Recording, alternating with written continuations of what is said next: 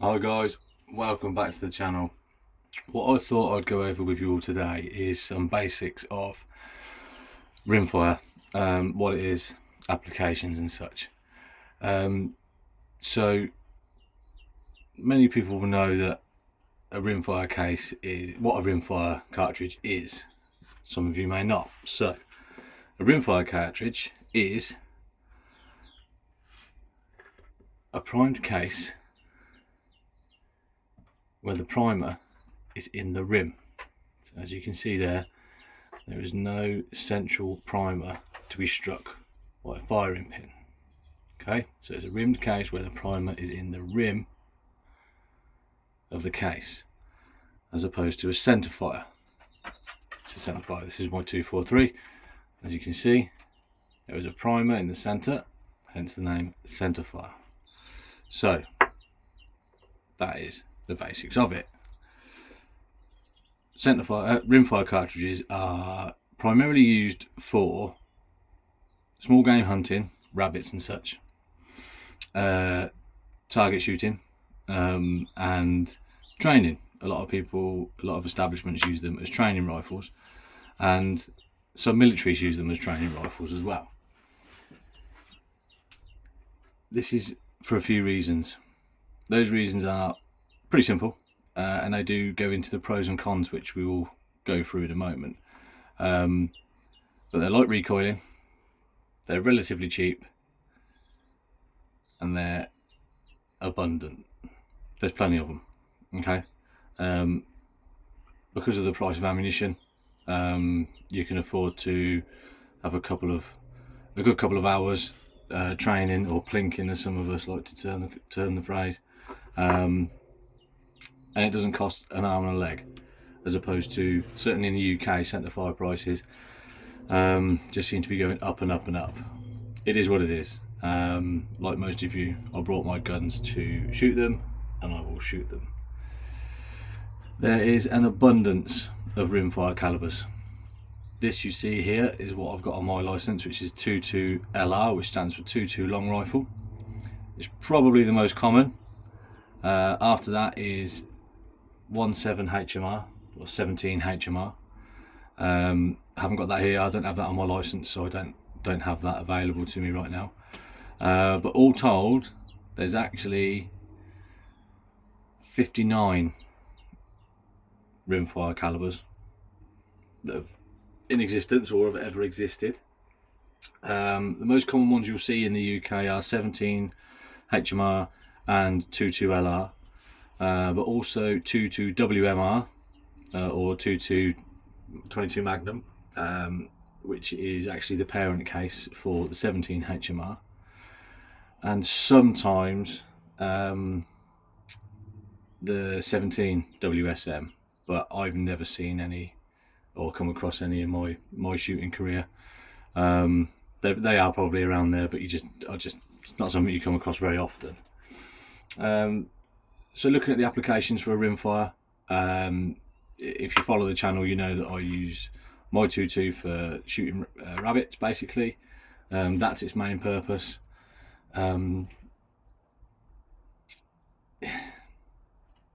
Foxes, yes, as long as you stick to sensible ranges of your capabilities. The cartridge and the bullet itself is capable of probably a lot more than what most shooters, including myself, are capable of. But use your noggin, be sensible.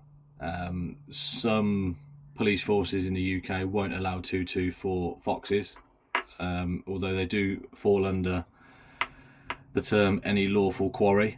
So it's a bit of a grey area. Careful on your wording if you're new to this and you're applying for your license. 17 HMR is another one that is a grey area for some forces on foxing, yes or no. I think most of us know what the answer is, but take from that what you will. Like I said, there are many applications for it, and there are a lot of pros and cons for the 22 rimfire, 17 HMR. The pros, certainly one of the biggest advantages of a 2.2 rimfire 2.2 LR is they are a subsonic cartridge. You can get high velocity.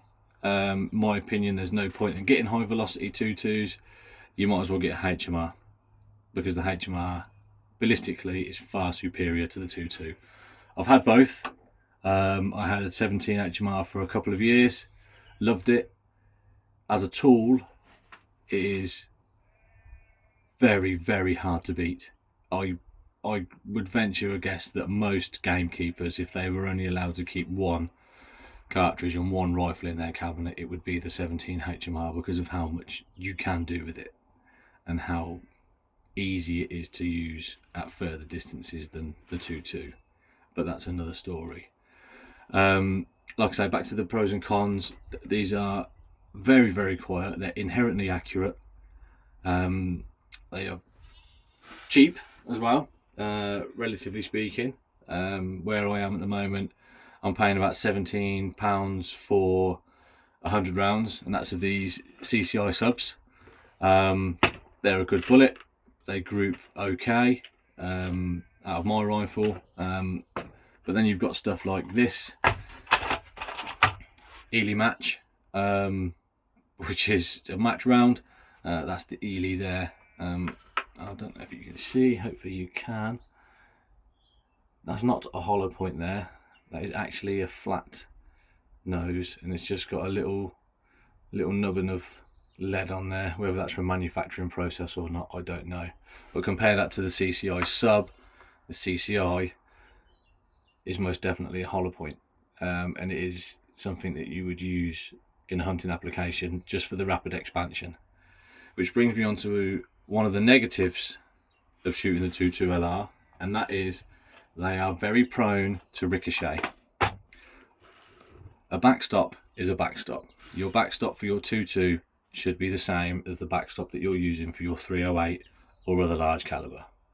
Safety is paramount, so just because you're shooting a lighter cartridge doesn't mean you should sacrifice or jeopardize safety when you're out and about in the field doing what you're doing.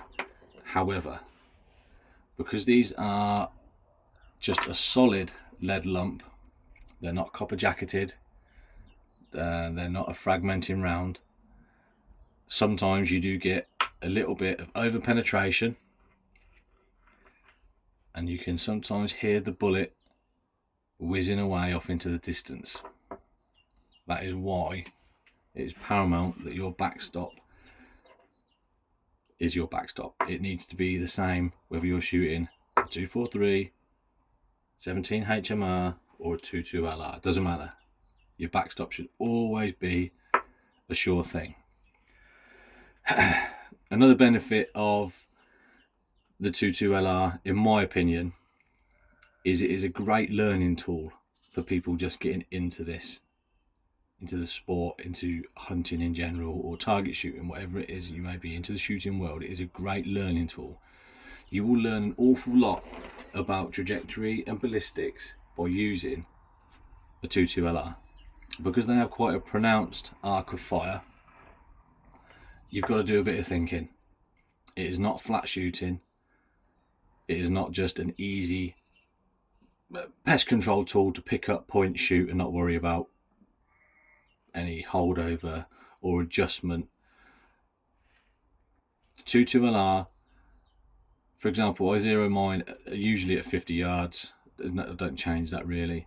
But then once you get to 75 yards, you're now thinking about holdover, which for those of you who don't know is holding over the target, the centre of the cross. Let's use this rabbit for a real reference if I can get him to stand up without the stand. Okay, so let's say for instance your crosshair is going across the head of your rabbit at 50 yards, point, shoot, dead. Further away you go, that bullet is dropping away from your zero, which means you've got to hold over at further distances to make sure your bullet lands where it needs to go. There are ways around it, dialing up with sort of open, I don't want to say tactical, but match turrets for dialing up and dialing your windage and such. But again, that's another expansion for another video. But like I say, you will learn an awful lot more shooting a 2.2 than you will with a 17 HMR, because the 17 HMR is so flat shooting. They're much faster, much more ballistically superior to the 2.2 LR. The other thing to think about with shooting a rimfire is you do have to think about the applications of it and what you're actually going to be doing. And I know I've touched on this already, but you do need to have a little think about what you're going to be doing with it. If you're not going to do anything with it other than go out and shoot rabbits, perfect. If you're thinking that it is going to do everything you want it to do, it's not. So that's something that you need to think about as well. So something else that I want to touch on is the variation of different rifles, more specifically the action that are available in 2.2 LR. This is one of the pros of having a 2.2 LR. So as you can see, I'm using a bolt action rifle. Okay, the bolt is out. There it is. I'm using a bolt action rifle because that's what I prefer. Okay, now a bolt action rifle is a rifle in which there can be single shot or magazine fed. There's the magazine. Goes in there. Okay. And then the bolt is used to cycle around into the breech, and then you fire. When that cartridge is spent, it's extracted by the extraction claws in the bolt face. When you lift it up, pull it back, flicks out the side, push it forward, it cycles another round into the breech, lock it down, and you're ready to go. But one of the benefits of having a 2.2 LR is you do have the option of going for a semi-automatic.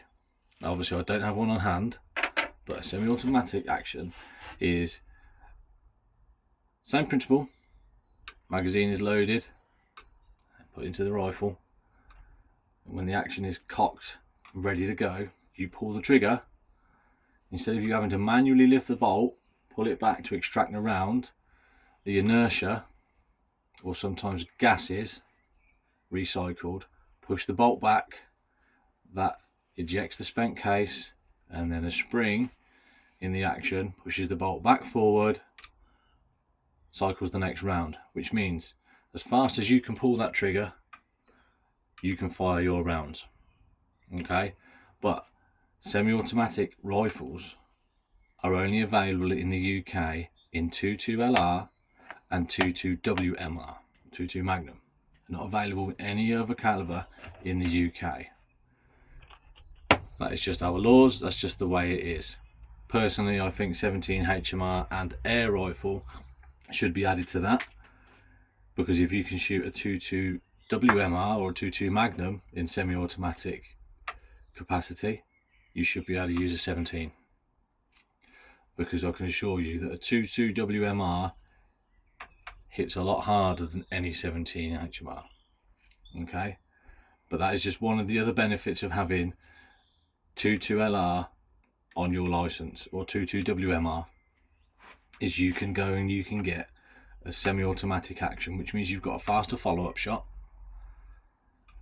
They're not generally as accurate, but I find that is more because people tend to pull the trigger quicker because they can. If you take your time with a semi-automatic, like a Ruger 1022, they are as accurate. They can be. You take your time with them, you do your bit, they're fine. Okay, they're certainly accurate enough for hunting applications. Bolt actions tend to be a little bit more accurate, and they tend to hold a little bit more velocity coming out of the barrel as well, because a number of reasons. One, the barrel tends to be a little bit longer, and when the bolt is closed, there's no excess gases escaping to be used to cycle the action, to cycle the next round like you would in a semi-automatic. So you do tend to get a little bit more velocity. What it actually is, I don't know, but there's a little bit. So like I say, that's just another benefit of the 22 LR or 22 WMR. If anybody has any suggestions or any ideas on what they'd like to see next from the channel, from myself, anything you're not sure of, give me a shout, get in touch. I'm always happy to hear people's opinions. I'm always happy to take on board what people think. Like I say, I am new to the channel. The editing needs a lot of work, and I probably need to look at investing into some better software and whatnot. But for now, I'm just sort of getting by. So those of you that are here, bear with. I'll do what I can to keep bringing you videos, but I had a few spare minutes today, so I thought I'd just go over these couple of points about rimfires for people that were sort of unsure or maybe thinking about getting in and just wanted a little bit of knowledge. If anybody has got any more information on what I've touched on today, by all means, you know, if I've skipped over too much for the likings of some people, by all means, leave a comment, let me know, or even just get in touch on my Facebook, Thames Valley Hunter. It's public, so you should be able to find me. Yeah, if you haven't already, please subscribe, hit the like button, and just help my channel grow. I'm not doing this for any financial benefit. I'm not trying to make a career out of this or anything. Like I said in a previous video, this is just what I feel is the evolution of my shooting career and where I'm going to go next. So yeah, thanks for joining me, and I'll see you next time.